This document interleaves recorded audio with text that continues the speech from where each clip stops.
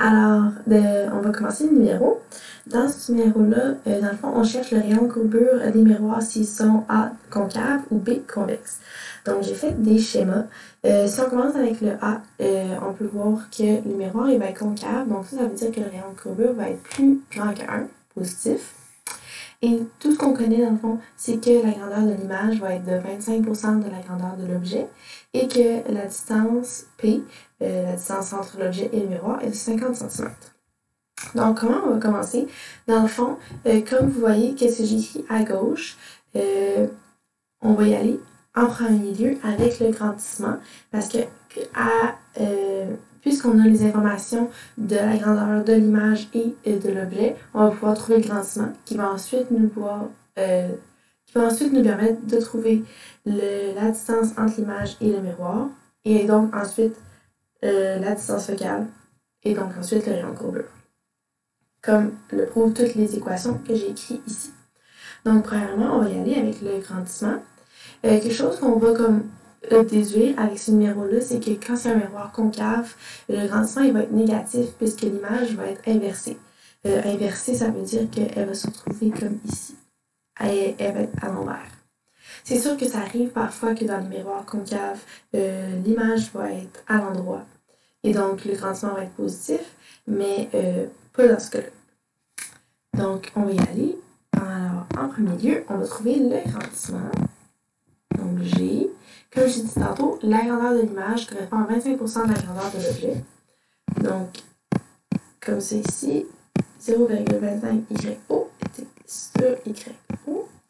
Parce que je l'ai pris à partir de cette équation-là que j'encercle ici à gauche et de cette valeur-là ici.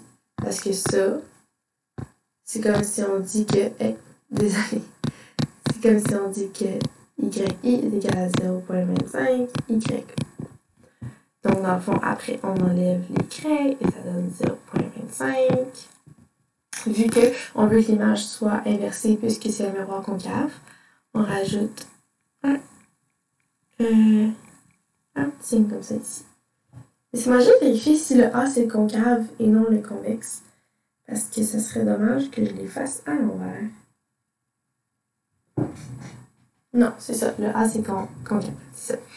Donc, ensuite, le 2, ici, on va trouver le Q, qui est la distance entre l'image et le miroir. Donc, on y va avec cette équation-là ici. Comme ça. On va vraiment juste isoler le Q, ce qui va nous donner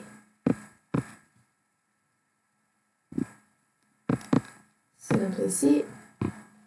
On va le résoudre. Désolée si mes chiffres ils sont pas super clairs pour l'instant. J'ai encore un petit peu de misère avec mon crayon.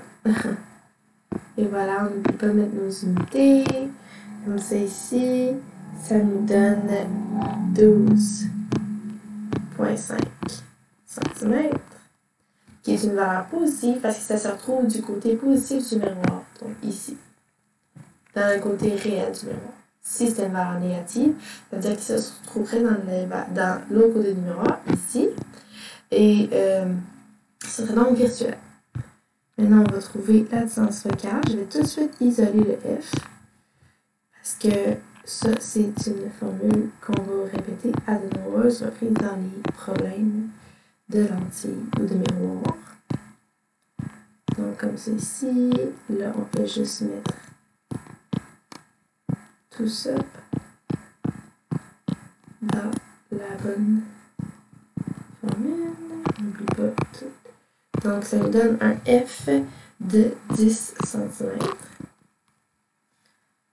Et donc, pour le rayon de courbure, on fait ça fois 2. Donc, R est égal à 2 fois F, ce qui nous est égal à 20 cm.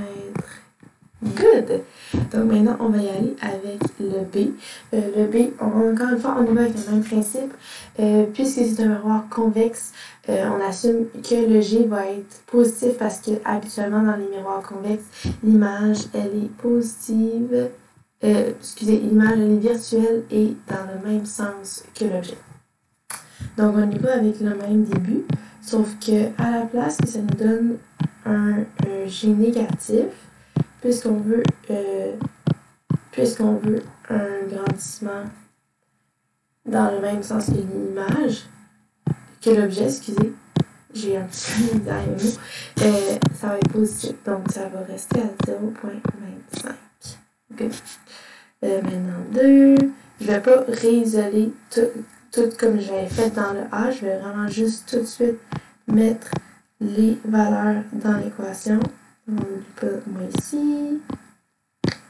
50. Hop. Comme ça.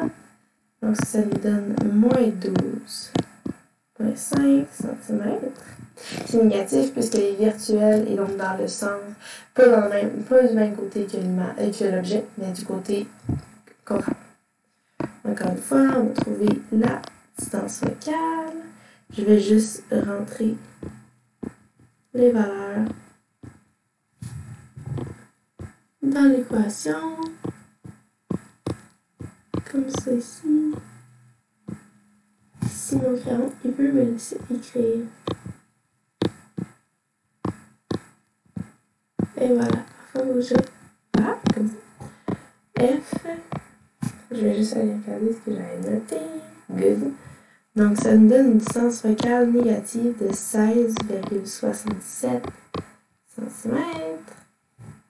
Ouais. Bon. Et pour finir, ça va nous donner un rayon de moins 33,3 cm. Ok, je vais y arriver. Good. Alors voilà, c'était le numéro 2.3.5. J'espère que ça vous a aidé. À la prochaine. Donc, je viens de regarder une vidéo puis je me suis rendu compte qu'on voyait pas bien les dernières démarches parce que ma caméra était là. Donc, voici les démarches qu'on voyait pas bien. Je suis en train de les encercler là. Les encadrer. Alors, c'est ça. Ok, j'espère que ça vous a aidé.